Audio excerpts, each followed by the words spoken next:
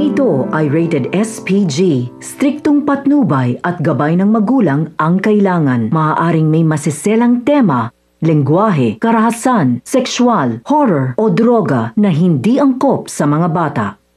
Pang naghahanda na ang pamilya ni Amanda upang umalis na sa bahay nila ay bigla naman dumating ang mga tauhan ni Agustos at sapilitan itong kinuha para dalhin kay Agustos. Sinabi nga ni Agustos sa pamilya ni Amanda na may kasalanan umano si Amanda sa kanya at trinaydor umano siya nito, kaya naman ang kapatid ni Amanda ang gagamitin ni Agustos para makabalik umano si Amanda. At dito binaril ni Agustos ang kapatid ni Amanda at agad itong binawian ng buhay. Inutos ni Agustos na itapon ang bangkay nito sa estero upang makarating umano kay Amanda ang kabayaran ng ginawa nito.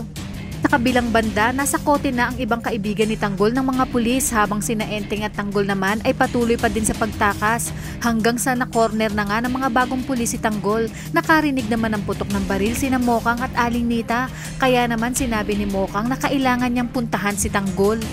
Hanggang sa naabutan na nga si Tanggol ng mga bagong pulis at binugbog ng mga ito si Tanggol. Ayon pa sa mga pulis na ang tulad daw ni Tanggol ay hindi na dapat binubuhay. Mabuti na lamang at dumating si Enteng kaya nagawa ulit ni Tanggol na makalaban sa dalawang pulis. Hanggang sa matakasan niya ang mga pulis, ngunit sa kasamaang palad, nakita naman siya ni Mando. Nakiusap naman si Tanggol sa ninong Mando niya na maawa umano ito sa kanya at patakasin siya. Kaya naman nang tanungin ni Rigor si Mando kung nahuli ba niya si Tanggol ay sinabi nga ni Mando na hindi at nakatakas umano ito, kaya naman labis-labis ang pasalamat ni Tanggol sa kanyang ninong Mando. At sa kanyang pagtakas, nakasalubong naman niya ang kanyang tatay Rigor. Nakiusap nga si Tanggol at hindi umano ito lalaban sa kanya, ngunit sinabi nga ni Rigor na dalawa lang umano ang kahahantungan nito, kulungan o salibingan.